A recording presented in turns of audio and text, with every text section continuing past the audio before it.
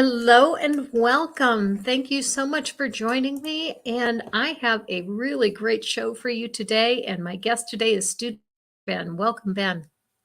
Hi, it's nice to be here. I know it hasn't been too long since I was last on a stream with you, but No, it's it always good to be hasn't. back anyway. Yeah. For anyone here that doesn't know you, can you go ahead and introduce yourself? Yeah, I'm student Dr. Ben. I'm a fourth year for about 70 something more days. I'm a fourth year medical student in the US, about to enter residency in family medicine.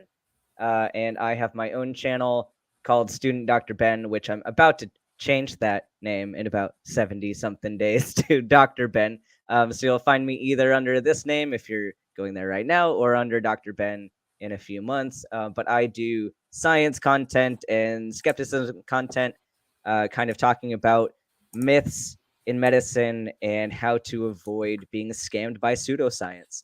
I also do some more advocacy type work. I do have some videos on abortion related topics and trans related topics for you to engage with that kind of rhetoric from a scientific perspective. You can also find me on Talk Heathen. I'm a regular host over there, and on the Transatlantic Call-In show on the line. So I'm all over the place, but very excited, especially tonight, because as much as I love talking about, trans rights and things, I talk about that a lot. And sometimes I just want to sit back and talk about medicine.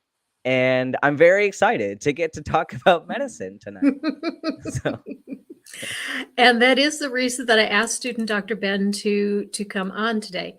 And before I get to that, there's two little housekeeping things I need to talk about. And that is, first, if you are not subscribed to student Dr. Ben, please do so. A link to his channel is in the description. And second, if you are not subscribed to Bree, to Hive Science, please subscribe to that as well. We are trying to get Bree over 1,000 subscribers, and Bree is very close. So please go ahead and subscribe to Bree. And Bree, go ahead and put your link in the description as well. And Bree, I do have more subscribers to you in my scripted video that will be coming out later this week.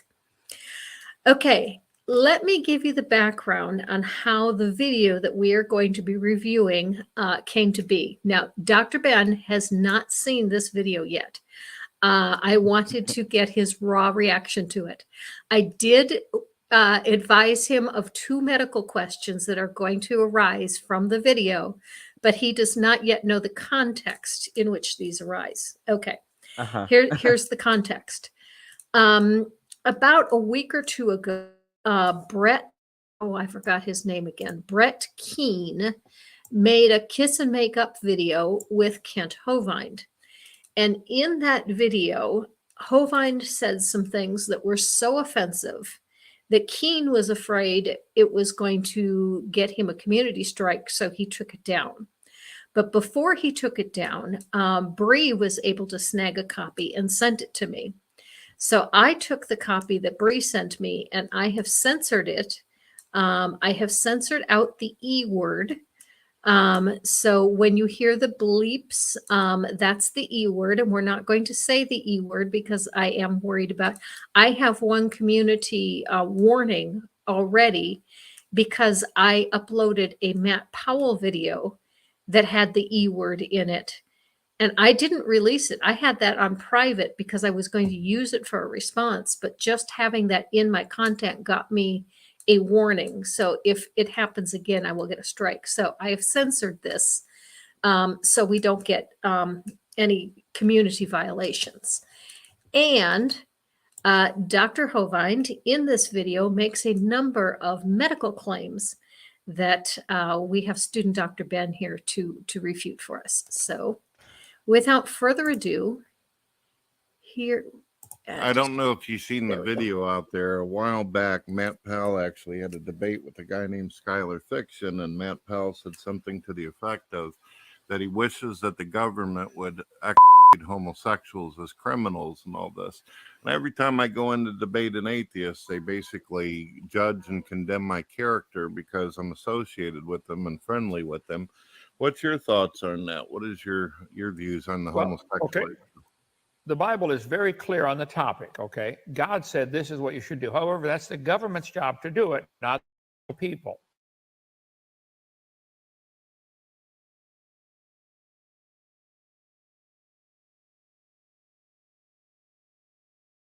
My stream froze.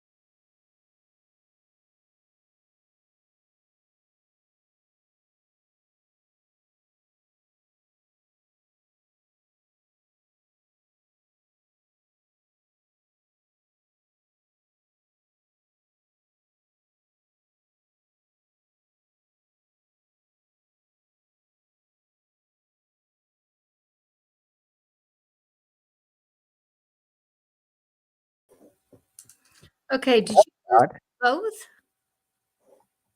Did we both fall out of the stream? No, I left because I thought it was my internet, so I refreshed. No, it was mine. My internet went down. Okay. Okay. How much of the video did you see before my internet went down? It was just a couple seconds, like of just I think we got to Kent saying that, well, it's the government's job to do it, That. Okay. which is absolutely disgusting that they actually said something like that. Mm-hmm. Mm-hmm. Yet these lovely loving Christians, and we don't hate you, we just hate the sin, yet they're advocating to do very bad things to people, to real people. Yeah, which is why I stand in the position of an anti-theist. And I know that not every religious group is in favor of this. In fact, there's more and more that are much more welcoming and much more inclusive. And this is getting to be the exception rather than the norm, and which is obviously a good thing. But these people are still out there. And my problem with the religion in general is that it teaches this idea. Even if the followers reject it, the holy book that they use still says this. Yeah, it's definitely very problematic. And like to start off the clip with that, I mean, that's very extreme. But yeah, this is what these people are teaching. This is what they want. And it scares me a little bit that they're not censoring themselves as much anymore. Like previously, they would you could tell they were thinking these things, but they wouldn't explicitly say it because they knew that they would get kind of yelled at for it, and they should get yelled at for saying these things. But the fact that they are so comfortable to where they feel like they're able to say things like that is frightening to me. And we should mention that Kent Hovind's channel was taken down today, just a few hours ago. Yeah. Ben and I had planned to have this stream a week ago, and today Kent's channel went on again, off again.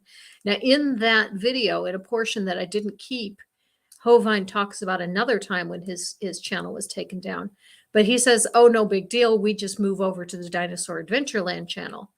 And when someone told me that his channel was down, I checked it and I went to Dinosaur Adventureland, and he was on there explaining that his channel was down again, and named another channel for people to go and watch him tonight. So I don't know how many channels he's got, but he's got enough that, if one gets shut down, he just moves over to another one. Yeah, I really don't like this man. Like, Yeah. I really don't like this man. The one thing that I have been encouraged by is the Christian community is starting to call him out. Even the Mhm. Christian community is fed up with him. And Inspiring Philosophy has been gathering people to start calling him out. And Hovind is well aware of that. And he in his rant about his channel getting taken down, says it was other Christians who got jealous of him. Oh, sure, yeah, the jealousy of his popular channel. But yeah, but even when Matt Powell starts calling you out on stuff and leaving, like, it's extra bad because his standards are low. Like, if you can't even meet the low standards of some of these other apologists, then that's like impressive. Mhm. Okay. We'll go back to the video.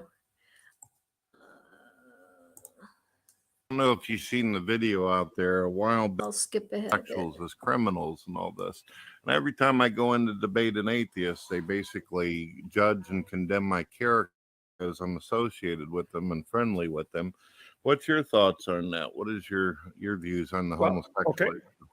The Bible is very clear on the topic, okay? God said this is what you should do. However, that's the government's job to do it, not the individual people, okay? So Okay, and I left that in there because this is the context for where he brings in the medical issues. I do not recommend Okay. people take the law into their own hands. Now, if somebody had an infectious disease, let's say, take this COVID thing, for instance, are they requiring that people, do they want to require people get a shot or wear a mask? Do they have a right? Do you have a right to be protected from an infectious disease that somebody may have? If somebody has a very seriously infectious disease and they want to wander around freely in the public and get in elevators and, I think that's a concern to have. Hold on. Look, you can't. But my question here, though, so he's gonna play the, because I know where he's going with this rhetoric. But isn't he an anti-masker and anti-vaxxer? Yes, So he is. Suddenly he's in favor of this argument when it applies to getting rid of the gay people. Right. But wow. He's also, it's interesting. He seems to have made it a 100% about face on the issue, which I think might possibly because his channel was taken down at least once for incorrect COVID-19 information. Mhm.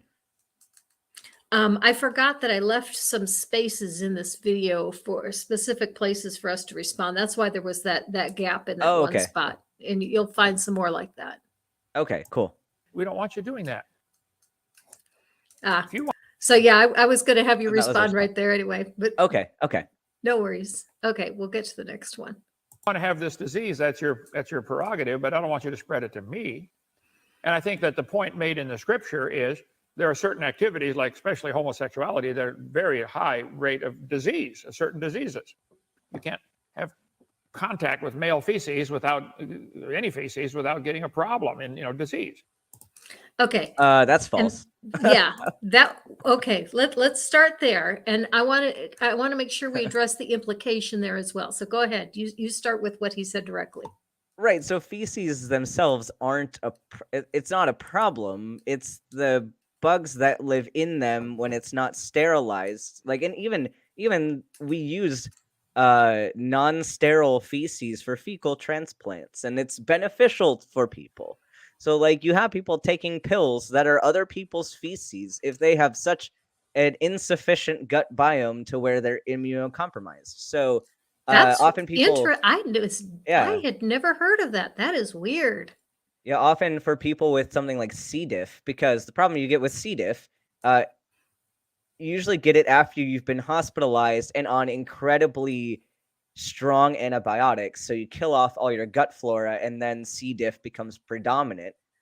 So the best way to treat this, because you don't want to give just more antibiotic. I mean, you can, but then you're causing more resistance and more problems. So sometimes you're going to give somebody a replacement gut biome and say, here's some from someone that has not had their gut flora killed off by antibiotics, and then you can grow your defense mechanism again. So yeah, poo pills. So touching feces is not inherently dangerous. It's, I mean, sure, there are some pathogens that can be in some people's feces, but if you're doing a fecal transplant, they clean it and make sure that harmful stuff isn't in there in harmful amounts. So, and then I guess you really wanted me to address the male Yeah, I've got, specifically. yeah, he Yeah. said male feces, and I thought that was interesting because there are plenty of heterosexual couples that engage in sodomy. And Mhm. I think the reason he said male feces is he wants to differentiate that if you have anal sex with a female, you're okay. But if you have anal sex with a male, you're not okay. Now, he never says that directly, but is there any difference between male and female feces? No, there isn't. And not only is that a problem, but the problem that he's getting to, because we all know he's trying to talk about HIV. And the way that he's suggesting the mechanism of HIV transmission is absolutely bogus. Like the fact that he's trying to say that this is a fecally transmitted disease is inaccurate. I mean, yes, you're good. Like if somebody has HIV, sure, their feces might be a way to transmit it, but that's not the most common way, and it's just body fluids in general. So to separate that out as being fecally transmitted is inaccurate. And it's funny because he labels himself as Dr. Kent, the science gent, which he is not communicating any science. There's no science to what he's saying. And if he read even like throughout this, I might be posting links from the CDC because they have resources about why is this particular community at higher risk for HIV, and they have a lot of links to address that. But if he took 5 minutes to go look at the data, it would debunk everything that he's saying now. Yeah, surely Kent wouldn't lie. Yeah, no, Kent is the most honest apologist I've ever seen videos about. Wow, that made me nauseated just trying to say that.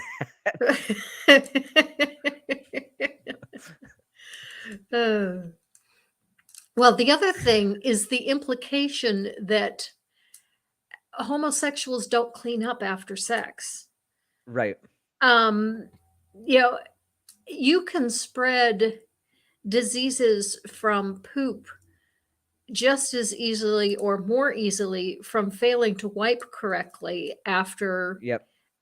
using the restroom or failing to wash your hands thoroughly after using the restroom. Right, and And that's the most common way to get fecally transmitted disease is from drinking water. It's from oh, really? contaminated drinking water. Yeah, it's not. Yeah, and from people not washing their hands and then touching water or touching food. Like that's how hepatitis A gets spread in developing countries, because if they don't have the water supply or the availability to sanitize, you get fecal oral transmission. So yeah, that's way more likely. So if you're going to play the poop argument, I'd like to see Kent then coming out and talking more about hand washing and and sanitizing yourself and washing your body. Like that's how you're gonna prevent those diseases. And he doesn't. He goes straight for sexual activity and only gay sexual activity, because those are the only people. Which, if you go to any at least the majority of gay communities where they talk about sexual education, which many people in the gay community, in fact, have better sex ed than the Christian community, if you're just to take averages. But a lot of them are very, very conscious about cleaning even before they engage in sexual activity, like because they want their partner to have a good experience. And so you have someone who's taking the role of a bottom, and they will often undergo enemas, and they're eating very specific things, and they're cleaning themselves very well. Like, so if you're gonna play this card as well, this community has higher sanitation than many others, so it's not really something you can play off of with the HIV argument. So Okay, there is a question that I skipped over because I wanted to address it all by itself.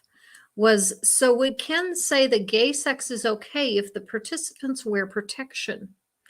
That is an excellent question. Because Yeah. obviously if you're using protection, you're not going to encounter the issues that he's talking about. Yep. Okay, we will go on with the video. Whoops. God said, There- when they do this, you Whoops, it solves the started problem. over. They're No, it gone. didn't. Now, should we do that now? Whatever Matt's position is, I'm not sure, but I can tell you the Bible clearly teaches what you should do. But we're not to take the law into our own hands. That's a government job. If they don't want to do it, well, I guess you're. Yeah, kind of did it go stuck. back to the beginning? But That's I think it's no, fine it's for a not at the preacher. beginning. He's just You are repeating someone who himself. runs a ministry that I should behave towards people. Yeah, I'm not sure Hey, if you want to backed up drink, some, that's though. your business. Now, if you want to drive on the highway, There we go. That Okay, is- this Okay. yeah, this is where we're. saved, and Yeah. he wants them as one of his children. He'll receive them gladly. Now, that activity is not allowed. Just like here, we don't allow drugs or alcohol. Like, I think we have a right to say, if you want to drink, that's your business. Now, if you want to drive on the highway, that becomes my business because you are endangering me and my family. It's the same thing with the homosexuality or lots of other things, you know. What you do is your business, but if it's going to affect me or other people or my family, now it becomes my business. to How bring would it diseases affect to the whole you? country.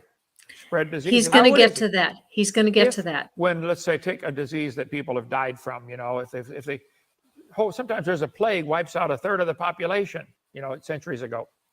If the first person with that disease would have been, just to take an extreme example, it would have stopped the disease and millions would not have lost their lives.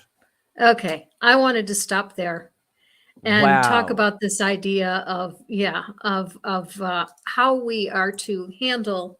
Whoops, I want that one. Wow. How we are to handle communicable diseases. Evidently, his position is that once COVID was discovered, that the first person with COVID or the first group of people with COVID should have simply been unalived so they couldn't spread it any further. Which is flawed, is especially he brings up a case of the plague from Europe, Mhm. and he's missing the whole fact that you can still transmit a lot of diseases post-mortem. Like, you still have body fluids. If you make contact with body fluids that have live organisms in it, like, you would have just unnecessarily ended the life of somebody who might still transmit it anyway to the people working at the morgue or whatever. So that's why we need data to demonstrate what is the method of transmission, and because these extreme ideas might not even be correct. And if we did something like that,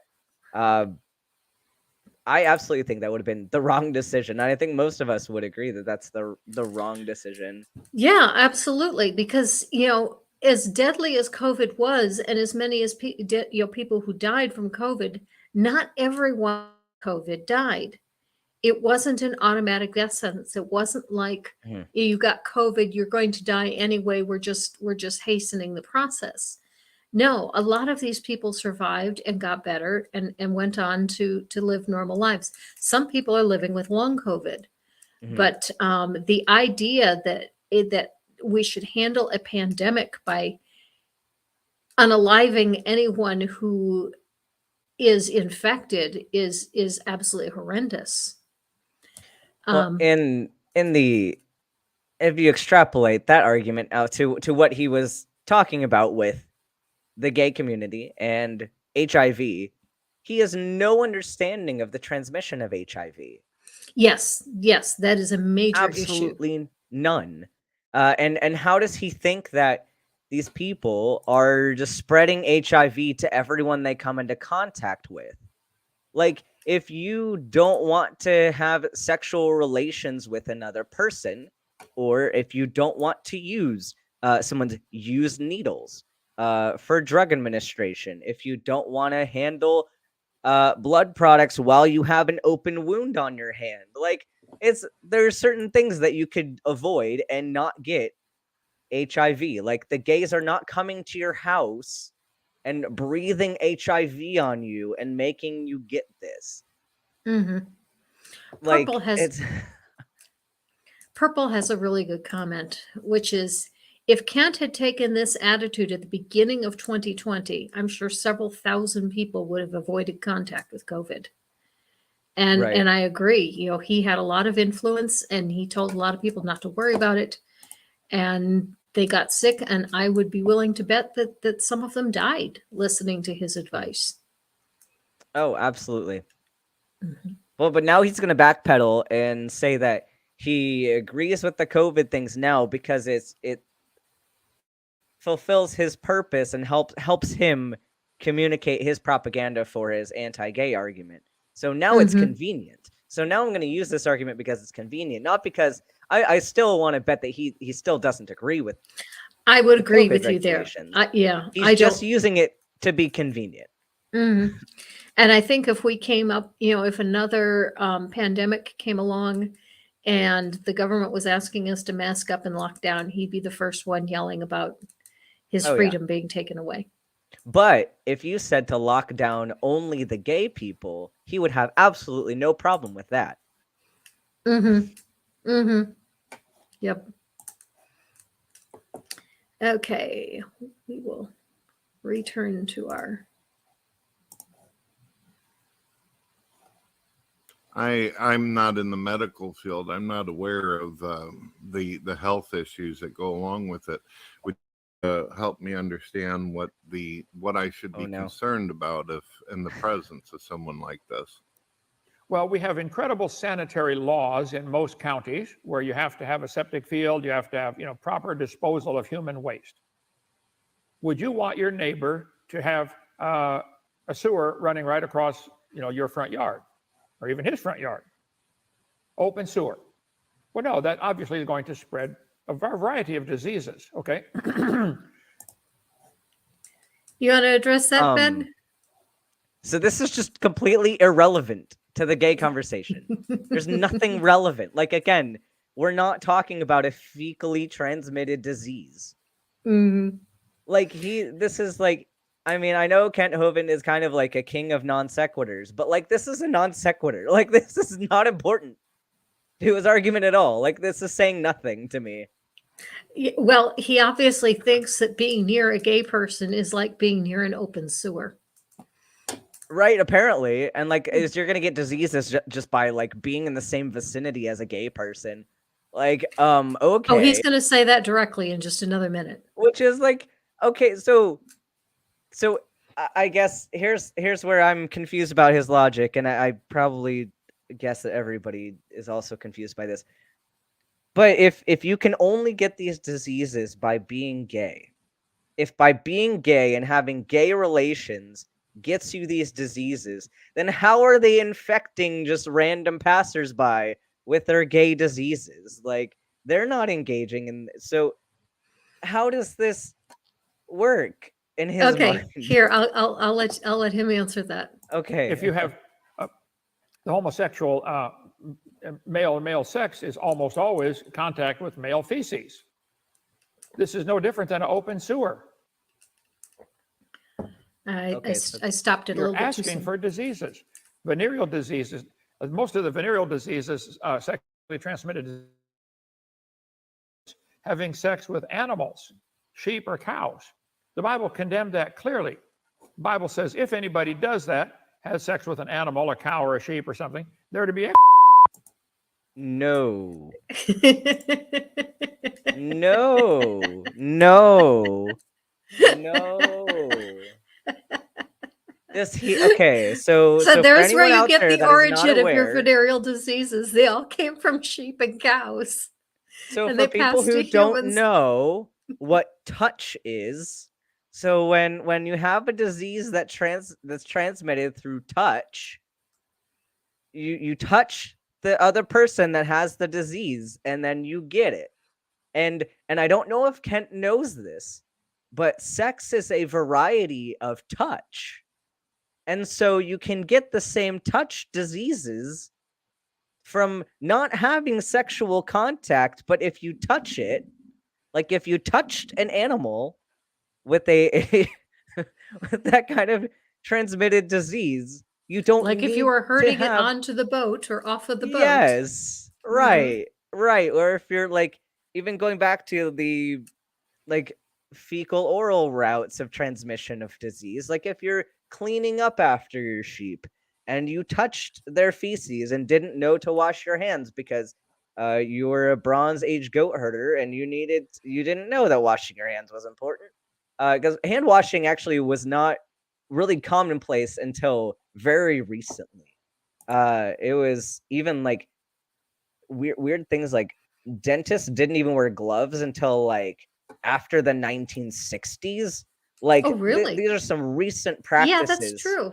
That's true. Yeah, I do remember the dentist not wearing gloves.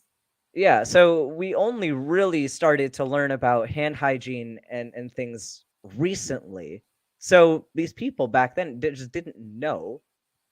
So he's incorrectly attributing uh touch related and fomite related disease transmission to they must have had sex, because this is transmitted through sex, therefore everyone that gets this disease had sex with someone with the disease, and that's just not, it's just not true. Like if you have somebody with herpes, and like if you touched an area that they had herpes with your hand or whatever, you can get herpes wherever. It's just certain areas are more commonly to come into contact, and so that's why they get are the areas that get infected.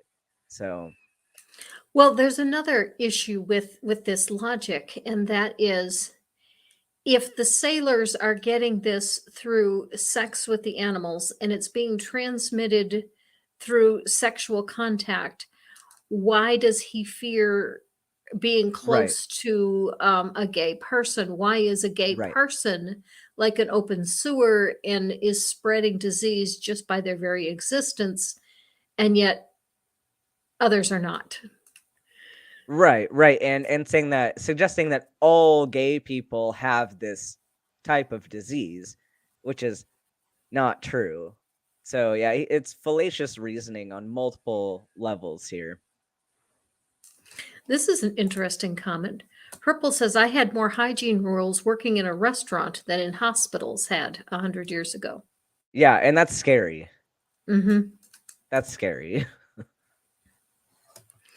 I saw a tweet today from Frank Turek, who posted an article saying this is the definitive nail in the coffin on masks, that, proving that masks don't work. And Oh my yeah. response was, do you want your surgeon to not wear a mask during surgery from now on? Mhm. Right. And a lot of them would probably, if they were being honest, they would say no. They would rather have the surgeon wear the mask. Mm-hmm. But they're Mm-hmm. not going to admit that, because that would be admitting that their reasoning is flawed. Mm-hmm. Mm-hmm. Well, when you're going to have to help me with the RSV, the new Mhm. lung disease that the kids are getting. Is that the correct letters? RSV?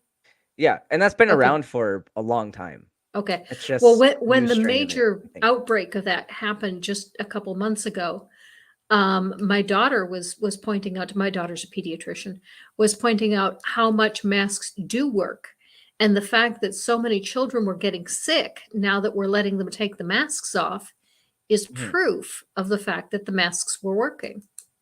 Yeah, we had a decrease in a lot of airborne illnesses just in general throughout the masking period and through the lockdown period, because we saw less flu. I mean, COVID was going up, but that's because we saw less RSV. So now we're seeing we saw a pretty bad flu season already, really bad RSV season, and I mean, COVID's back on the Mm-hmm. rise again. Yeah, so masks do work. Yeah. Yeah. Okay, let's go to the next segment. That's what God said.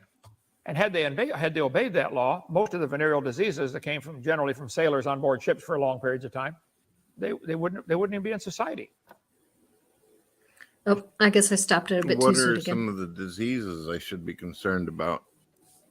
You can Google that. There's all kinds of them. Just type in sexually transmitted diseases and see how many.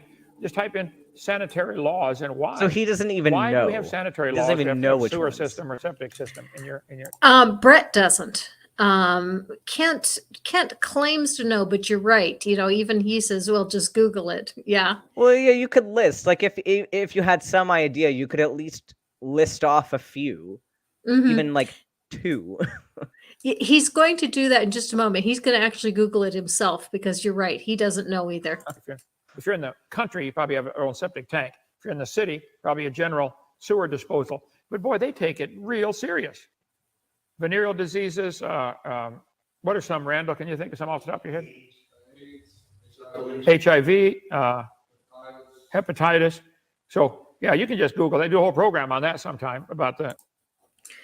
Okay. Just non-specific hepatitis. Like, there are A through E hepatitis.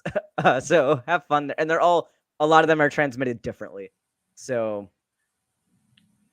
yeah. How many, if any, of them are sexually transmitted? Of hepatitis, I Mhm. think B is kind of the main one. C, not as much. Like, potentially could be D, yes, because you're not going to get hepatitis D unless you already have hepatitis B or had hepatitis B. So Mm. those are kind of lumped together. And then E, I don't think so. I know A is fecal oral, and I think E is also fecal oral, but I could be wrong about that because you don't see hepatitis E a whole lot Okay. in Western countries. But yes, I it's didn't really even- really one. I didn't even know there were that many. Yeah, there are quite a few. I was in a stream yesterday and I mentioned just a little bit about what was coming up on this stream. And Stephanie said that this argument has been around since the 1980s, that since the 1980s, people have been making the claim that that just being around gay people can give you AIDS. And, you know, people stopped believing that by 1990, but for some reason, Kent Hovind hasn't been able to manage to bring himself to the present. Right, because he hasn't read about it. And you have to read about it from reputable sources to get that information. And if you're avoiding the CDC and avoiding the WHO, then you're not going to really find legitimate information. So, and also it doesn't push his agenda because people want to label it as a gay disease, and people don't want to accept that you can get it from other routes. And this stigma is part of why it is a gay predominant disease. Like, if you think about risk factors, people that don't have access to prevention methods, and then you shame them so much to the point where if they were even to ask about prevention methods, they're not going to, because as soon as they said, I'm engaging in this type of activity, or like even asking about what kind of things can we do about this? Are there treatments? Are there prevention methods?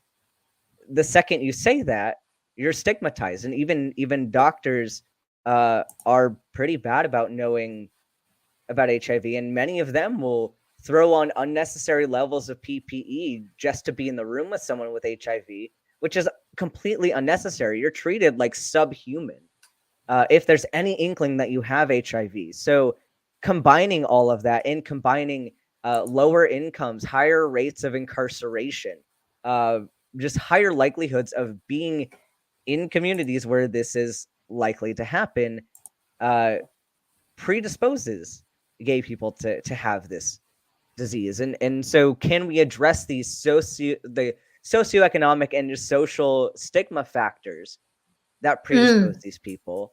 That would lower the risk significantly. But also things like, there are some biological factors that predispose gay men specifically, because the way you transmit HIV is through micro trauma of mucosal tissue. So the way it works, when you're having sex, it's, especially if it's very vigorous, you cause micro trauma, and it causes permeability of the membranes. And so if you have HIV, it can access the bloodstream through these micro traumas. And so that's why something like penetrative sex is going to be more risky than oral sex. You can still get HIV through oral sex, but it's less likely because you're less likely to have that trauma. Your defense system is still intact. And there's some evidence that suggests that anal tissue is more likely to be disrupted than vaginal tissue. So that might be why these communities get higher incidence and prevalence of this disease. And then you combine that with these social factors, just compounding it and making it like people just aren't getting tested, and so they don't know their status, because again, there's stigma with being tested. Like if you suggest that you might have it, you might not be treated as human anymore, so you're less likely to want to know your status. And so then engaging when you don't know your status can be more problematic. So we get into this vicious cycle. And so maybe if these good Christians embrace their good Christian theology and actually work to end poverty, end social stigma, treat people like humans, they wouldn't have to worry about this like hardly at all, because we'd be able to solve a lot of the problems. But no, instead we're going to go down this dangerous pseudoscientific line of rhetoric and just convince everybody that you're going to get HIV just by looking at another person, which is absolutely false. And even from blood exposure, it's very difficult to get HIV just from blood exposure, because HIV dies very quickly upon exposure to air. Ah, okay. But like if you got a blood transfusion with someone with HIV, you would probably get HIV. Yes, correct, because that's a direct access to your bloodstream. But if you don't have any trauma, if you don't have any access for the virus to get in, you're not really at risk. So you can high five somebody with HIV. You can hug somebody with HIV. You can have a normal, friendly, and familial relationship with someone with HIV. The question that is with regard to sexual activity and making sure you're taking preventative measures. You're using condoms. You're using PrEP if you think you're going to be exposed. If you think you've had an exposure, you're using post-exposure prophylaxis. There are avenues to protect yourself there, and knowing your status and disclosing your status. And those are the best ways to go about this. And don't share needles. That's a big one. But barring those things, and like, again, like probably the biggest thing here would be sex ed, giving people access to sex ed, which these Christian communities really aren't. So they're perpetuating the problem more, because if we could teach people this and debunk these myths ahead of time, then we'd have people engaging in safer activities. So okay, I've got a couple of comments we need to get to. First of all, I have a that's okay, no problem. I'm really glad that was the major thing I wanted to cover on the show anyway. I just sometimes get a little behind, and I worry that the people in the chat feel like I'm ignoring them, and I'm not ignoring them. I'm going to get to them after we finish a point. But we have a request from Bree, who says, read this in your happy granny intro voice, no giggling, okay? What's your favorite flavor of hepatitis? Let us know in the comments section below. We're going to clip that. We're going to keep that as a soundbite for something in the future. I've also been holding on to this very interesting comment from Johnny Rapine, who said a sergeant deployed to Afghanistan got hep unknown from a human-born explosive being detonated a moment too soon. The guy was coming around the corner, and only pink mist made it to the sergeant. Oh, wow. That's intense. Yeah. Eek. That is weird. Yeah. That is really weird. Yeah. Yeah, so that's a way you can get some weird diseases, is through bioterrorism. But yeah. And Purple has a really good point. The U.S. could reduce the spread of diseases if everyone could see a doctor whenever they need to and not worry it would mean that they can't pay the rent. Absolutely. Absolutely. And I would bring up another thing, as something for you, Ben, and your fellow students is, Mhm. I am hesitant to go to the doctor if I'm not sure of what my problem is, because I Mhm. have gone to doctors who have shamed me for coming. Yeah. Like I went to the emergency room once because I had a temperature of 104, and the doctor said, "Why are you coming now? Why didn't you come in the middle of the afternoon when you could have gone to the clinic?" And I said, "Because my temperature was 101 in the middle of the afternoon, and I can handle a temperature of 101. But 104, I'm not so sure about." But he said, "No, you've got the flu. Go home." That's inappropriate. Uh, Because I mean, you're ruining your rapport with these patients. And would you like, if it comes down to a situation where someone does have an emergency, would you rather they stay home and die at home, or would you rather them come in for something not important and get reassurance? Like reassurance is very powerful, and even taking some of that anxiety away, like letting them know, hey, yeah, the next time this happens to you, it's okay. You can stay home or you can go to a clinic or something. Like teach them. Like don't berate them. Don't yell at them. Like teach them. Like mhm. and I that there are ways to handle this. Like I've in any other field, like if a doctor takes themselves out of our field of expertise, put ourselves in anything else. Like with IT, I suck at IT. I don't do things with computers. I freak out when my computer does something that I don't know what's going on, and maybe there's a very easy fix for it, and I just don't know about it.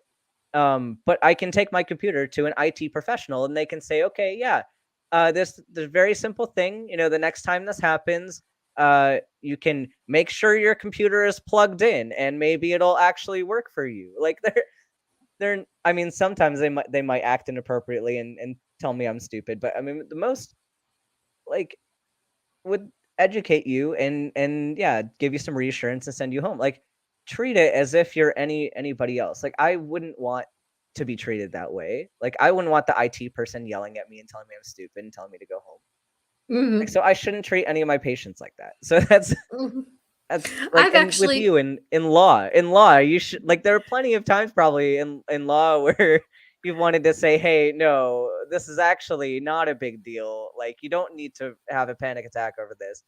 But it happens in every field, I think. I did write a letter that was quite dismissive of a law case once, but I wrote it to another lawyer, Right. not to a member of the public. Uh, do you want to hear the story, or should we get back to Hovind? I'm fine with whatever. Okay, This is your it show, is an Granny. interesting story because um, I worked for an insurance company, and we insured a man who leased his property to a guy who had a tax business. The business was downtown in a small town where there was a significant rat problem. And because of the rat problem, it was illegal to live on the first floor of any building downtown. Well, the lessee invited his girlfriend and her children to come and live with him in the tax office. He built a partition and they were living in the back half. The sad part of the whole story is one of the children got bit by a rat. Oh. And so an attorney brought a claim against our insurer for not keeping the building safe from rats. And I said, number one, there was a violation of the lease for them to be there in the first place. Number two, they were not on our property with our permission. And number three, even if the lease had permitted this purpose, this is illegal because it's not legal to even live on the first floor of a building in this downtown area. So we never heard from that attorney again. But a month later, I get a letter from another attorney with the same case. And I said, here, let me just send you a copy of the letter I sent to their last attorney. Goodbye. But yeah, like I would definitely be much more critical of other professionals who are licensed in that field. Like, because you should know better. Like, there's certain things where it's like, I know you know better, and I know Mhm. you're being lazy and sending somebody to me that you know doesn't need to be sent to me. Like, that's a case where I'd be more firm with. But like a patient doesn't know any better. Like, don't take it out on the patient that's just trying to not die. Yeah. Yeah. Okay. Let's get back to Kent Hovind. And if we have some time at the end, we'll talk a little bit about the need for socialized medicine. Diseases that can be spread rapidly by contact with human feces. Okay. I stopped a bit too soon again. If I just stand like just a few feet away from someone who has different sexual preferences, this could put me and all my loved ones at risk. Well, I don't know a few feet away or not. Some are airborne, some are waterborne. What? Yeah, that was If the somebody- major thing I wanted you to address. Okay, so the claim Is there such a here thing as an is that airborne airborne venereal disease. disease. No. No. Like, well, I mean, how are you having sex? Like, what are you doing? I mean, I guess like there's some way you can make this happen. Like, I don't know if you're putting your body fluids in like an aerosol can and like spraying it places. Like, sure, okay, maybe I'd grant that if you're doing that, but like if that's your kink, Kent Hovind, then like don't be blaming the gay people for your weird aerosol kink. Just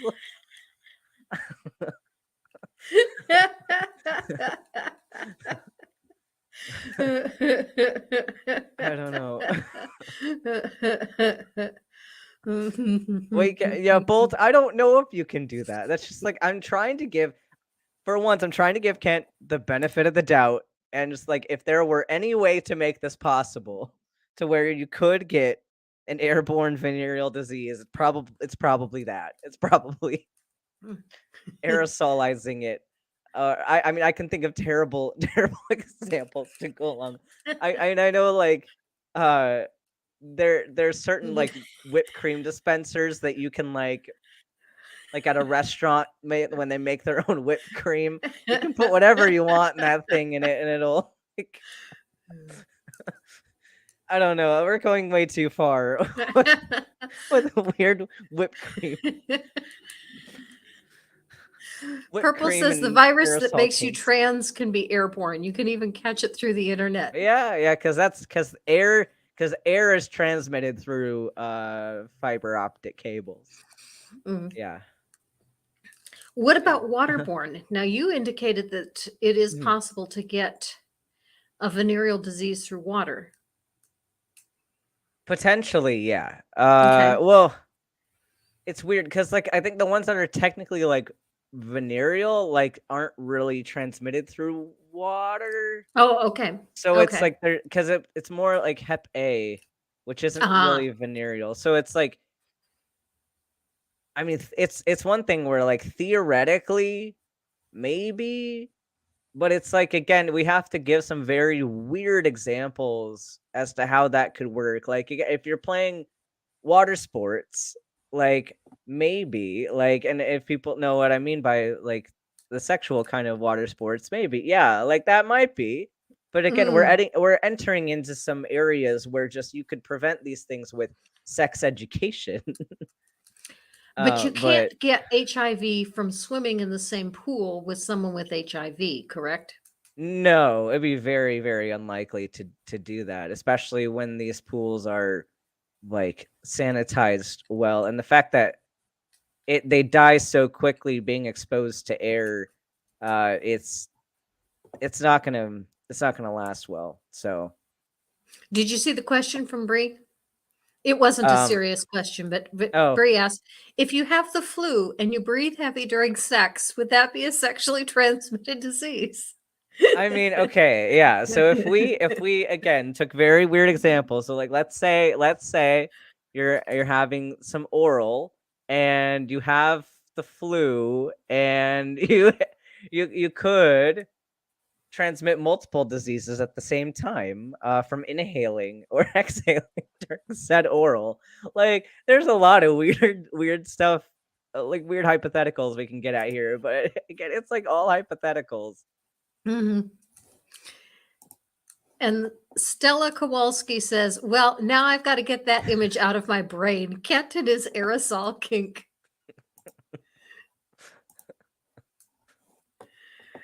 Okay. Let's see if there's anything more. Man. That might be the end, but I'll see if there was any more.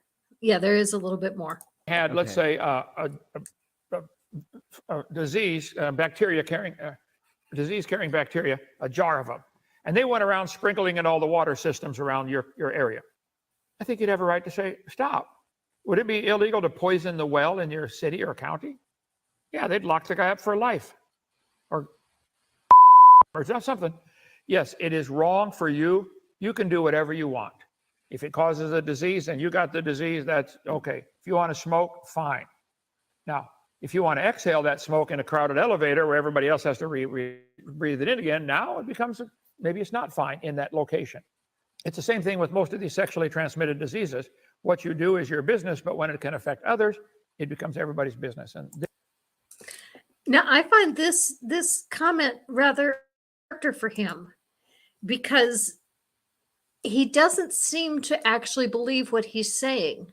No. He thinks that it is wrong, it is a sin, and yet here he's saying it's perfectly fine as long as you keep it to yourself. Which, like, that's the only way you're going to transmit STIs. Right. Is through that kind of contact. Mm-hmm. And he is equating STIs with bioterrorism. Like, as his whole well example is like, yeah, well, if you took bacteria and poisoned the water supply, like that's bioterrorism. And yeah, that is a crime. And I don't know if that all the way up to the punishment he was saying is the expected punishment. I'm not a lawyer or anything. I don't know what's punishable. You could not get the death penalty for poisoning a well unless you could prove that people directly died as a result and you intended people to die. I mean, Yeah. you'd basically have to prove that it was first-degree murder. Yeah.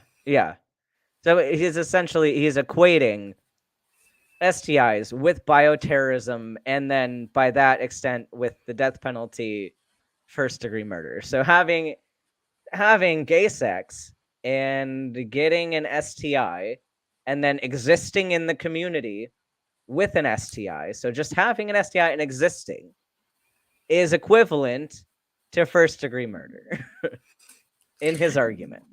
One other thing is he never mentions lesbians.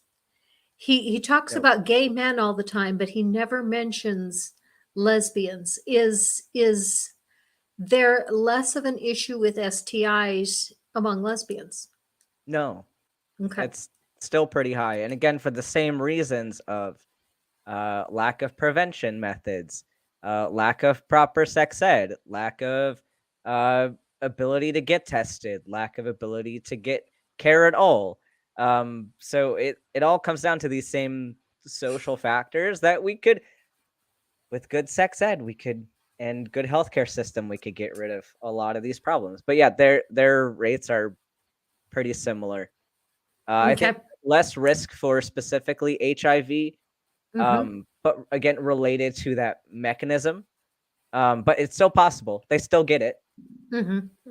But yeah, he completely ignores that whole community. And as we mentioned earlier, the blood transfusions, like, are those people, does getting a blood transfusion that happen to be contaminated with HIV and then existing with that, does that make you guilty of first-degree murder by his same logic? I have so many questions. Okay, Dan D has a question, although again, it's not a serious question. Oh, no. Can't we just inject bleach and put a UV light up our ass? I do not endorse anybody doing a bleach enema. I do not endorse that. And in fact, I actually was planning on at some point soon doing an enema episode of Medical Myths. So stay tuned. Like, we'll just do a whole episode covering the various weird enemas that people like to do. Like, there's the bleach enema, the coffee enema. I think some people do like tea enemas, like lots of different weird enemas. There really was a bleach enema? Yeah. It wasn't actually called a bleach enema. It was that miracle mineral solution that they actually, the guy that peddled it, you mix these two ingredients together and it makes an industrial strength bleach. Oh, goodness. Wouldn't that have And they killed people? well, so here's what happened. They marketed this for autistic children, which is so dangerous. And they had said that it's these parasites leaving the body, but it was actually fragments of intestine. Mm-hmm. And yeah, is the bleach enemas that did that. It's disgusting that anyone would ever suggest something like that. But yeah, so don't do that. I know it was a joke, so I had to clarify it, make sure. Yeah. Purple says, when my sister was in the hospital for surgery, she got Hep B from contaminated blood. Yep. That's one of the more common ways to get it. Contaminated blood, use needles, and vertical transmission is very common as well for things like HIV and Hep B. So What's that? just having transmission from parent to baby. Oh, okay. So if you're a pregnant person and you have this disease and you get pregnant, it's a very high chance if you're not treated that your baby will also have this. So are they guilty of first-degree murder and bioterrorism by being born with a disease that they had no ability to control? And you think about this too, like a lot of people that have these diseases like are not in these LGBTQ communities. Like a lot of them are victims of assault. And so if you then take this logic, apply it to people that are victims of assault, you get extra dicey areas because they're not in control of their situation. They're not bioterrorists. They're not guilty of murder. They had something happen to them that is horrendous, and nobody should ever have to go through that. And now you're blaming them for that condition. And now they have stigma and they can't go receive healthcare because someone's going to treat them like subhuman for that exposure. It's all absolutely disgusting to me. Mm-hmm. Mm-hmm. You know, and to first of all, I want to say thank you very much for the super chat, Dan D. And there's a couple of comments that are starred that I'm going to get to in a minute. A compliment that I have for one member of the medical community. When I was giving birth once, the nurse said, you know, that push wasn't as good as the others. What did you do something different? And I said, yeah, I feel like I'm pooping and I don't want it to come out. And she said, oh, yeah, no problem. And, you know, she wiped it up and she was just so kind about it, you know, and I was just so embarrassed that poop was coming out while I'm trying to push this baby out. And she was like, no, go ahead. You push the baby out. I'll take care of the poop. Yeah, it's little things that are very common, but people get anxious about. Mm-hmm.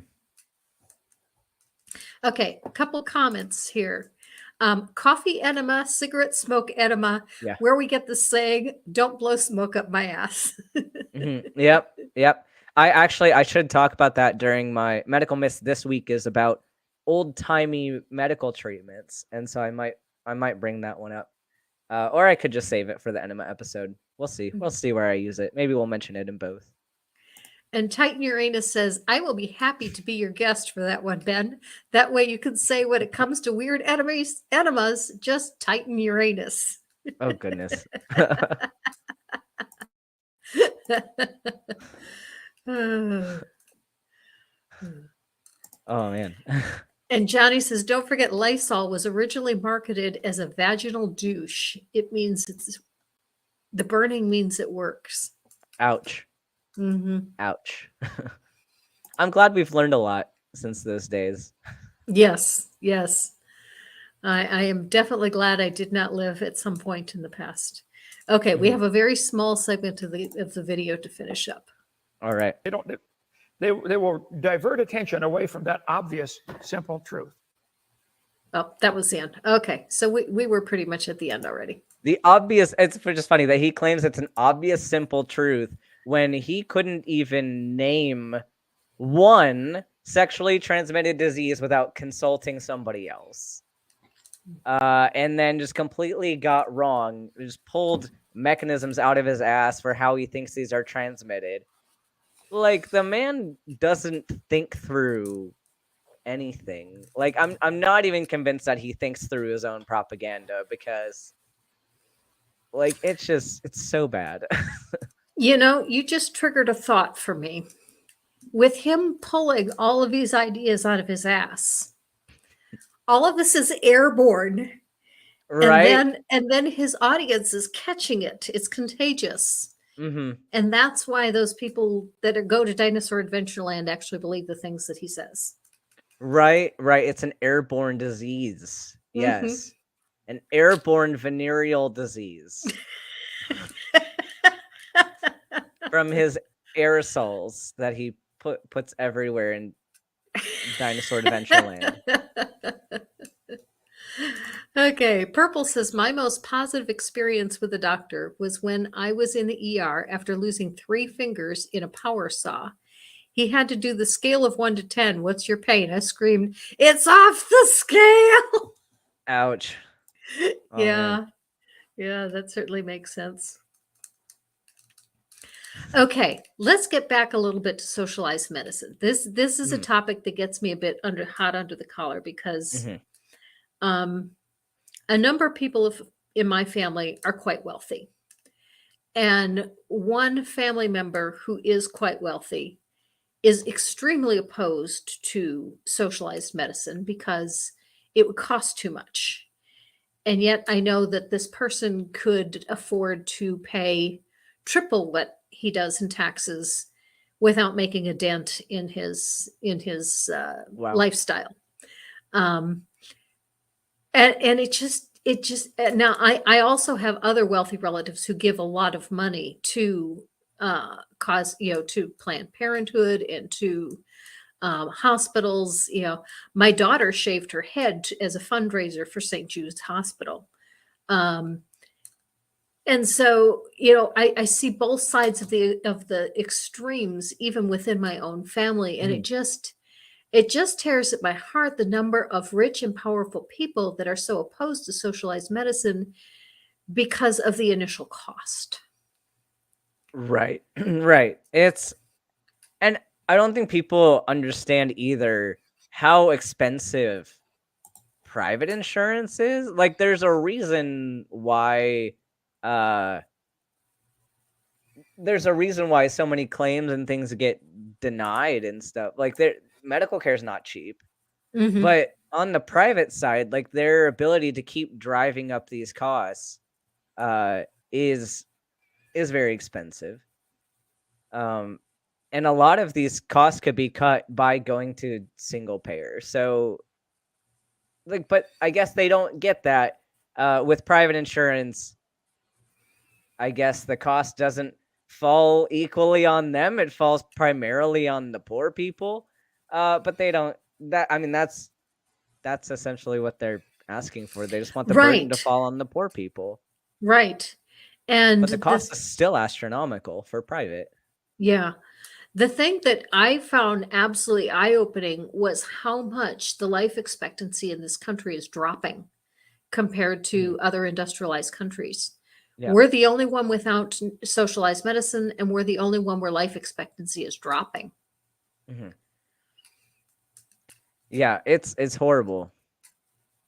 And just like the mentality of, well, I got mine, so I don't need to help you get yours. You can pull yourself up by your bootstraps, even though you don't have boots with straps. No one gave you those boots, but you got to try anyway. Just work harder, and they don't care because they have what they need. They don't care if anybody else gets what they need, and that mentality is it's so harmful. Yeah, and I also think that we don't take into account the human cost. Right. How much is this costing us in human lives to not afford this kind of care to people? Right. It ends up coming down to like they're putting, like they're weighing these priorities of, do I care more about my wealth and my lifestyle, or do I care more about other people. Like, is my lifestyle worth the amount of people that die because of this system? And unfortunately, a lot of people are saying, yeah, it's worth it. It's worth it for the poor people to die because I'm not ready to give up any of my lifestyle at all.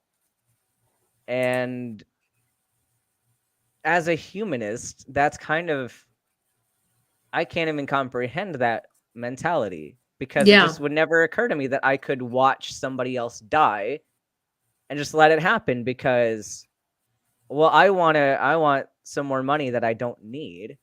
I want to save, I want to pinch some pennies when I'm already living an extravagant lifestyle. I'm just going to let you die. I cannot comprehend that, how a human being would do that.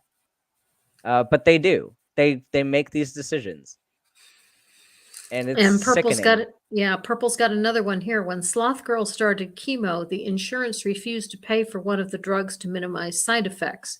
Had they given her that drug, she would not have spent 10 days in the hospital, plus follow-up visits. Yeah. So refusing her that drug ended up costing them far more in the long run. Right. And the factors of being in the hospital is risky in itself. Like when people say that we just want people to be sick and we want to admit them to the hospital. No, we don't, because you're going to get more sick being in the hospital than not. Like, and so me trying to get you to not go to the hospital is not me just not wanting to see you. It's hospital acquired illness is serious. And the longer you spend in the hospital, the more around sick people with actual airborne diseases, and the greater likelihood you are to get one of these. Like, we don't want you to be in that environment. It is safer for you to be at home. So in Purple's case, like with Sloth Girl, like it would be more cost effective and safer for everybody involved to get the chemo and have maybe some side effects and then be able to go home. So, well, give her the drugs that will help her be able to endure the side effects. Yeah. Exactly. Yeah. Purple also said Christians will respond with, "Am I my brother's keeper?" Actually, I don't usually hear that one. What I do hear is, well, if they die, they're just going to heaven. Except they don't even believe that. They only believe their people are going to heaven. Like, they don't care if the rest, they don't, and the more I think about it, they don't want us to go to heaven. Like, and this is what I'm seeing a lot with the trans arguments is, like, they don't care about the high rates of people unaliving due to social inequity and harassment. But if you were really a loving Christian, if you wanted people to go to your heaven with your God, wouldn't they need to be alive to accept your God and to go to that heaven? Whereas if you believe that they're in their trans state and being an atheist, they're destined for hell, and you're not helping them stay alive, you're hastening their going to your hell. So it seems like you don't want them in your heaven. You don't want them there. There's some reason why you think you're better and more deserving than these people. Sinister Porpoise says only transgender ex-Mormons are in heaven. That would be an interesting time. I mean, I'm not an ex-Mormon, so, but that sounds like it would be an interesting party.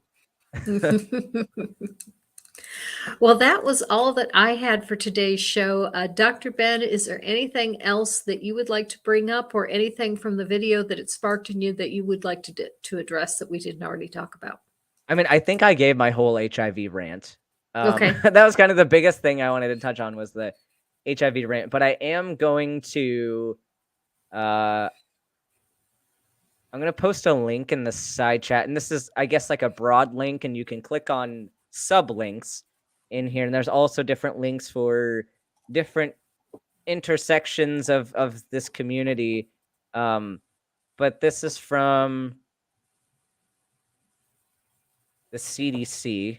And it's just their information on HIV related to the gay and bisexual community and all those stats. And you can see that with regard to different minority communities related and stuff. So if you just wanted some more information on the current data, that's where you can find some pretty reliable resources. So go click through some links. Okay. Did you put the link into the chat? I did, but it might not. I'm not a mod, so it might not allow me to. Right. That's what I was wondering. Okay. Yeah. Just I can put it in the post private chat here, and then you can put it. either that or post hello, and I'll make you a mod.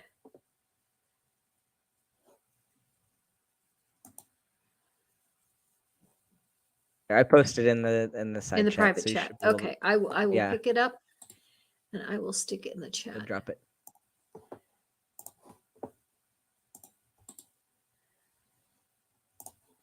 That's what I was wondering, is if you were a mod. And so I quickly went to the other channel to Yeah, see if it came through. That would be why it did not make it. There we go.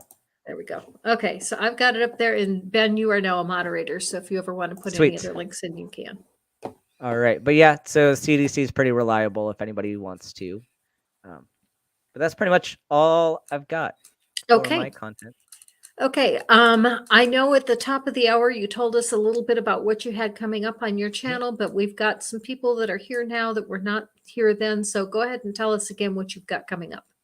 Yeah, so because I didn't mention Twitch earlier because I have a lot of stuff that I do, but tomorrow evening and every Friday we have trivia on Twitch, the same channel. It's the name here, Student Dr. Ben is my channel over there.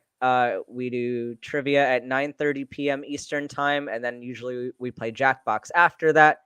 So it's more casual, fun time. Everyone can play trivia, and anybody can win if you play trivia. And then on Saturdays, I have Medical Myths at 3 p.m. Eastern time. And this week we're talking about old-timey medicine. It's just me. I don't have a guest, so we're just going to have some fun, probably do some Q&A and have a good time.